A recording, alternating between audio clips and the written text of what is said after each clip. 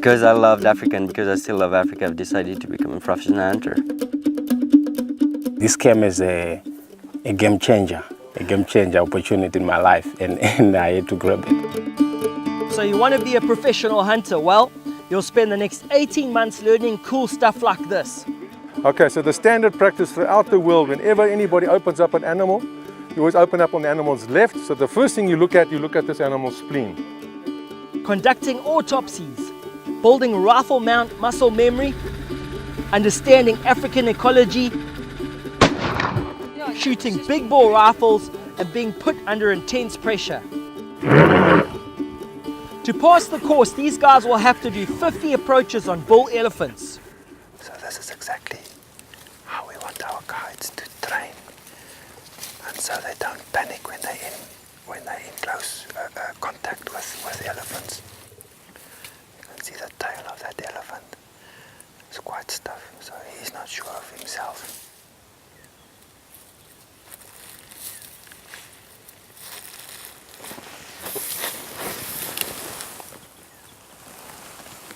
It's important they get up close and personal to dangerous game. How else will they really understand them, read their body language, and anticipate when things are going to get real interesting?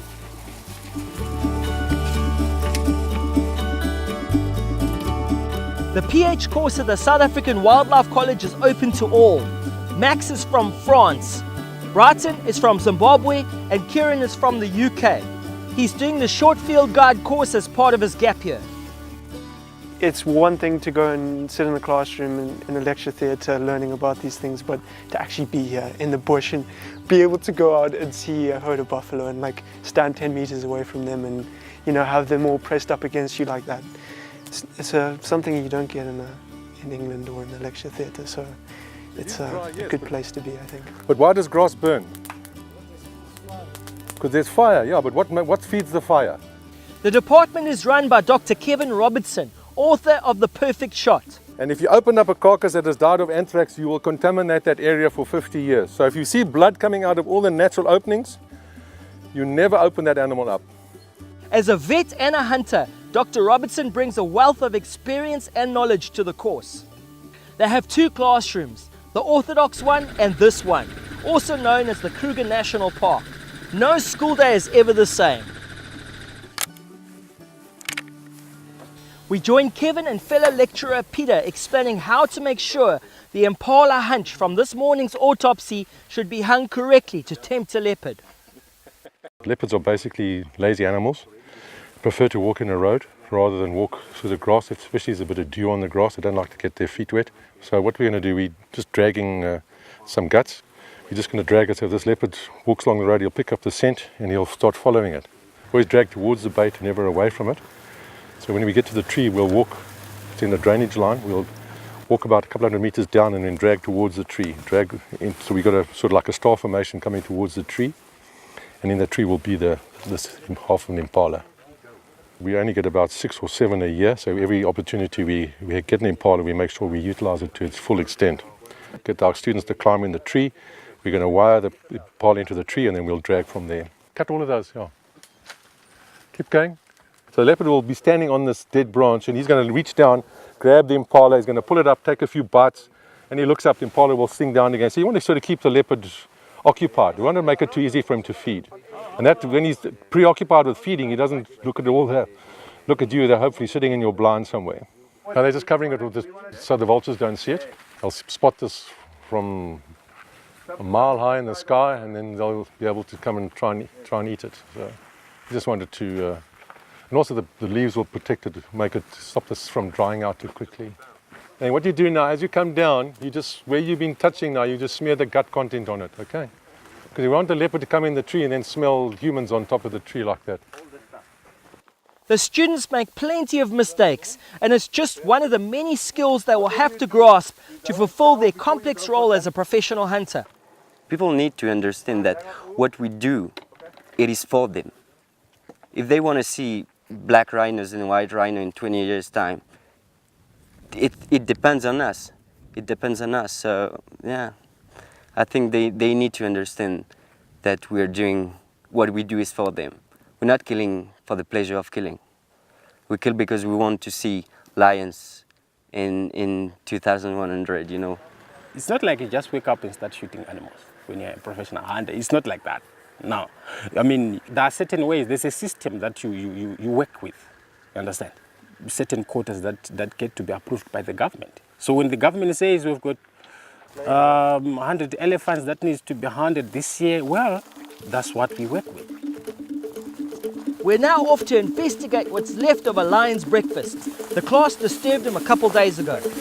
We were here on Tuesday this week and we saw some vultures in a tree.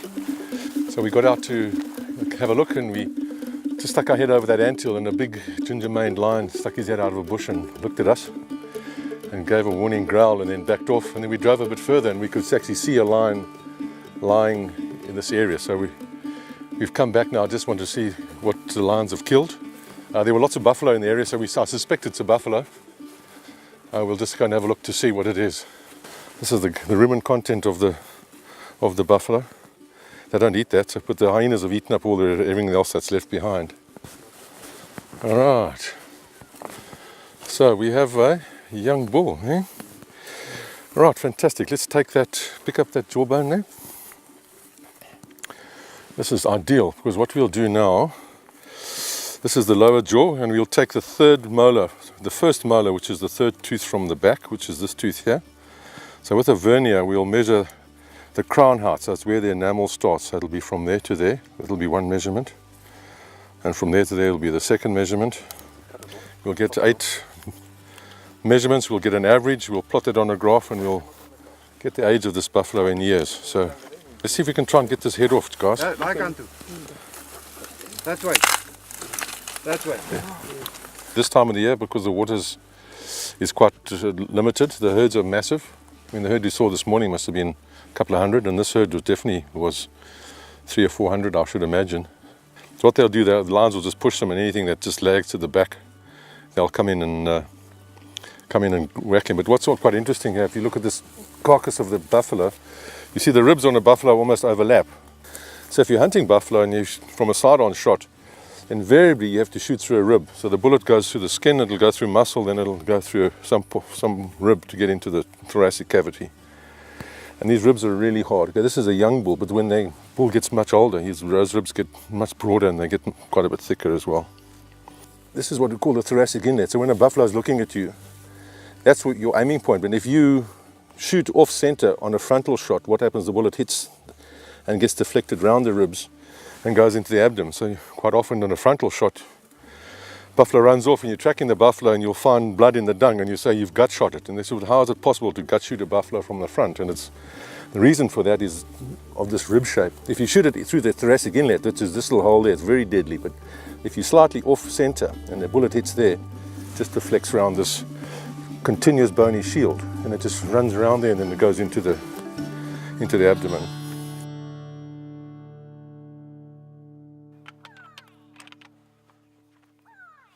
It's not often a college tutor finds it necessary to carry a big bore rifle over his shoulder. But out here there's plenty of good reasons, and Pete has spotted lion prints. You can see how he picks up his foot and he's putting it down. And this guy's walking very slow. You can see he's almost registering, which is, lions don't normally register, but this guy's ambling along. You can see there's the front foot and this is the back foot actually on top of the front foot over there. Kneel down and just blow gently. To show how fresh they are, Kevin gets Max to blow across them. They're fragile and will soon be lost in the wind. Pete tracks them and we end up finding 2 very beaten up old male lions about 9 years old. That's a displaced coalition. So those are dominant pride males. Okay. So they've lost their territory. And look at that guy, he's blind in one eye. He's got a wound on his leg, and both that front guy was limping as well. You noticed he was limping. Yeah. Lions are such magnificent animals. But when their time has passed, they fall off the bus very quickly. Because when they're a pride male, the lionesses do most of the killing. So their job is to defend the territory and to breed. So they do little, they don't kill much. So they become old, they become unfit, they start slowing down, they get arthritis, they become old men. And now all of a sudden the old men have now been kicked out of the house. So they've got to go and cook for themselves now. Eh? And they they're gonna go, We understand that. they want to go and buy their own groceries now, okay? And they haven't got any money to buy their groceries with, so they start scavenging, they start begging. Yeah. Wow. But from a hunting point of perspective, this is the perfect lions to hunt, because they've done their job, they've bred, they've passed their genes on, and I would rather get a swift bullet rather than starve to death. Eh? It'd take me a long time to starve to death. But these are the ones that can become dangerous, resorting to scavenging, looking for easy meals, which often can include humans. I mean, we had a situation in one of our exams at Chimutsi Dam in the Zambezi Valley. One of our students was taken out of the tent and killed and eaten by a lion on the examination. And it was the same thing, the same situation, old lion like this, starving to death. So lions are beautiful, magnificent animals when they're in their prime, but when they lose that prime, then they fall off the bus really quickly. As Kevin says, Africa can be a cruel place, and they'll probably starve to death within the next few months, which is one of the strongest arguments for hunting big cats here in Africa. The thousands of dollars it would raise would pay for more high security fencing, patrols, and ultimately more endangered animals being protected. As part of the PH course, students will have to learn to shoot. Most of them have no rifle experience, so they have to start with a pipe. They need to carry these pipes with them everywhere they go. If they point the red end in the wrong direction or leave it lying against a tree, it's forfeit time. They'll now have to exercise with the pipe full of concrete. When they need to shoot, they will have to shoot in either self-defense of themselves, their trackers, or their clients. And they're not going to have a lot of time, whether it's a shot coming towards them or maybe a wounded animal running away from them. And so their sight acquisition and how their rifle is going to get into their shoulder needs to be good. And so these pipes that we have, they're about 5 kilograms each, so it's very close to what a rifle would be. And we teach them not just the shooting and the mounting and practicing that, but it's also a continuous awareness of where they point their rifles, rifle safety, looking after their gun and all that kind of stuff that we're now drilling into them. And some of the guys have never shot before, so we are doing this. And the guys that have shot before, they also get something good out of it. Another problem they need to overcome is the skill of using a rifle scope. Again, some students find this tough. Aimpoint has helped deal with this stumbling block. With both eyes opened at the target, the class's end goal is a lot clearer. The Aimpoint units are just one part of the involvement of this Swedish company. The company also helps fund part of this PH course. Its president, Leonard, is here for the first time to experience it for himself. Educating professional hunters in the way that Southern African Wildlife College does, I think is admirable. It's something that should happen in a lot of more places. But their education, it is extensive, and it's not like you're coming in and you leave 2 weeks later with a PH permit. You have to go through a very, very deep education in every way, a lot of tests that you have to pass to get your exam at the end. And I think it's very, very good. So after all that you have to be tempted to train to be a PH, if nothing else, it's gonna look real cool on your CV no matter where you come from. And as the rand is so weak at the moment, the 18-month course will cost you about the same as 1 year at university in the UK, about £9,000 or $12,000 including meals. For more information about the college, go to www.wildlifecollege.org.za. And for more information about Aimpoint, go to aimpoint.com.